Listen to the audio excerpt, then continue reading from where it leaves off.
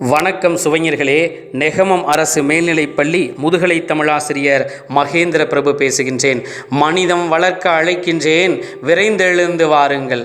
தன் வறுமை துயரிலும் வீட்டில் கிடந்த சொற்ப தானியங்களையும் பறவைகளுக்கு இரையாய் கொடுத்துவிட்டு, காக்கை குருவி எங்கள் ஜாதி, நீல் கடலும் மலையும் எங்கள் கூட்டம் என்று முழங்கி, மனிதன் பிற மனிதனுக்கு செய்யும் உதவி மட்டும் மானுடம் அல்ல, மண்ணில் வாழும் பிற உயிர்களுக்கும் உதவி செய்து வாழ்வதே மனிதம் என்பதை நமக்கு வழிகாட்டி சென்றவன் பாரதி.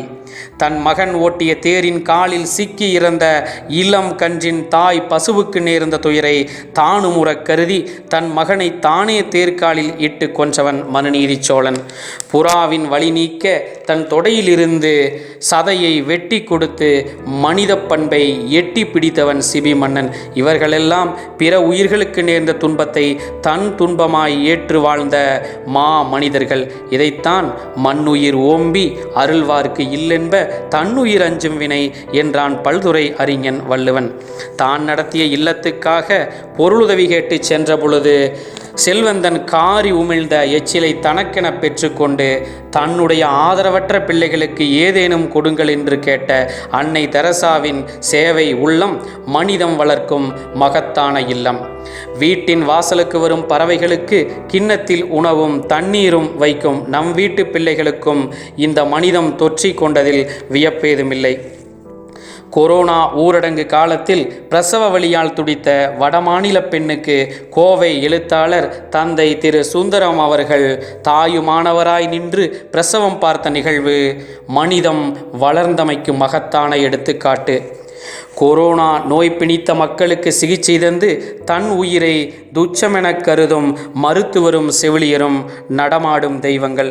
குடும்பம் குழந்தைகளை பாராமல் காவல் தெய்வங்களாய் நடமாடும் காவலர் நெஞ்சங்களும் ஊரின் தூய்மைக்கும் நமது உயிருக்கும் உத்தரவாதம் தந்து தன்னுடைய உயிருக்கு உத்தரவாதமின்றியே பணியாற்றி கொண்டிருக்கக்கூடிய துப்புரவு செய்யும் நட்புறவுகளும் மனிதம் வளர்க்கும் மாணிக்கங்கள் நண்பர்களே. பேரிடர் சுனாமி வந்தபோதும், புயலால் ஒரிசா மாநிலம் தவித்த போதும், வரக்கூடாத வார்தா புயல் வந்தபோதும், கொத்து கொத்தாய் உயிர் குடிக்கும் கொரோனா நோய் பிணித்து ஊரடங்கு நிகழ்ந்த சமயத்திலே தொழிற்சாலைகளும் தொழில் நிறுவனங்களும் பூட்டப்பட்டு தொழிலாளர்களினுடைய வயிறு தாளிடப்பட்டு விட்டது நண்பர்களே. இந்த காலத்தில் நிதியையும் நிவாரணப் பொருட்களையும் அறுசுவை அமுதமும் தந்து பசிப்பிணி போக்கிய மருத்துவர் பட்டியலை இங்கும் நான் பட்டியலிட வேண்டுமோ? கும்பகோணம் பள்ளி தீ விபத்திலே குழந்தைகளை காப்பாற்றி தன்னுடைய உயிரையும் விட்ட ஆசிரியை மனித வடிவில் வந்த தெய்வம் நண்பர்களே.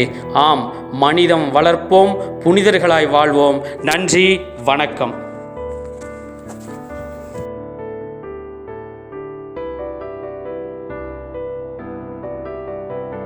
இந்த வீடியோ பற்றிய கருத்துக்களை கமெண்ட் பண்ணுங்க. சேனலை மறக்காம சப்ஸ்கிரைப் பண்ணுங்க.